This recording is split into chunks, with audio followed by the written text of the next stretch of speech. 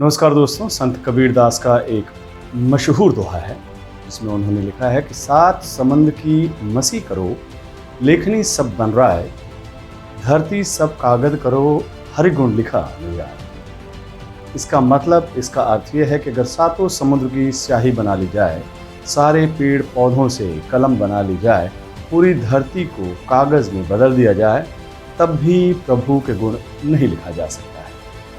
मैं तो कहता हूँ कुछ यही हालात अपने उत्तर प्रदेश वाले योगी बाबा का भी है। उनके गुणों का भी शब्दों में नहीं बांधा जा सकता है।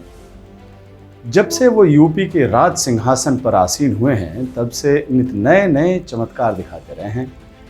नाम बदलने का उनका चमत्कार तो सबसे खास है।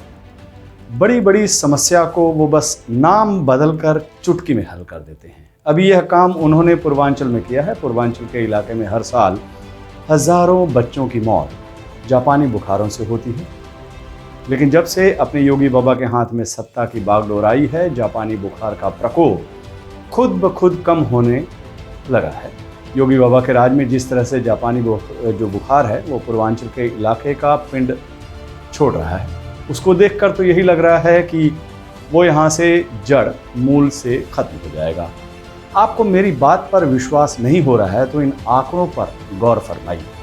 पूर्वांचल में जापानी बुखार के ये आंकड़े गा गा कर योगी गुण की गवाही दे रहे हैं। साल 2017 में योगी बाबा के इलाके गोरखपुर में 2864 बच्चे इस बीमारी से पीड़ित हुए थे।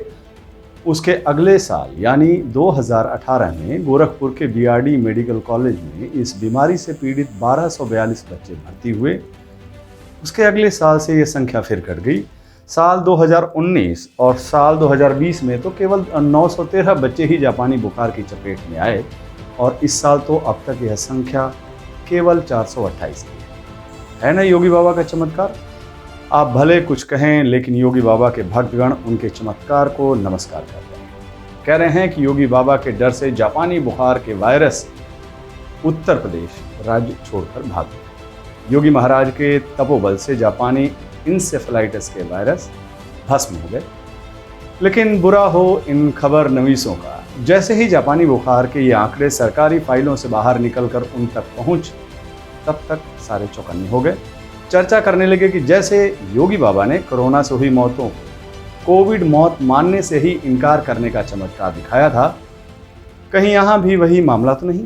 सच की तलाश में बीबीसी के संवाददाता गोरखपुर के बीआरडी मेडिकल कॉलेज पहुंच गए। इस अस्पताल में जापानी बुखार से पीड़ित बच्चों के लिए विशेष वार्ड है। अस्पताल में एक अलग कहानी सामने आई।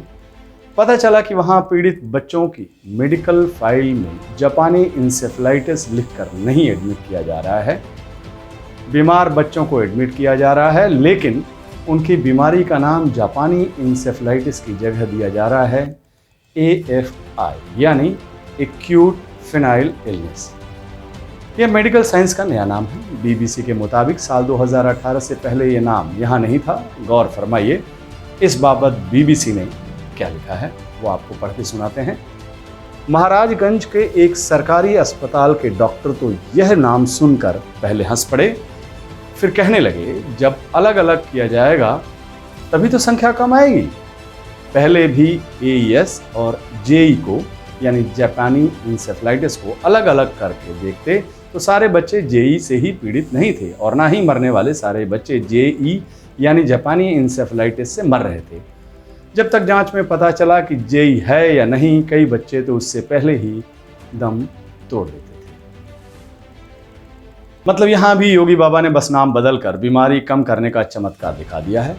अब बीबीसी की इस रिपोर्ट पर मैं क्या कहूँ, आप ही कुछ कहिए। योगी जी वाह कीजिए या योगी जी वाह, मर्जी आपकी, मत आपका। नमस्कार।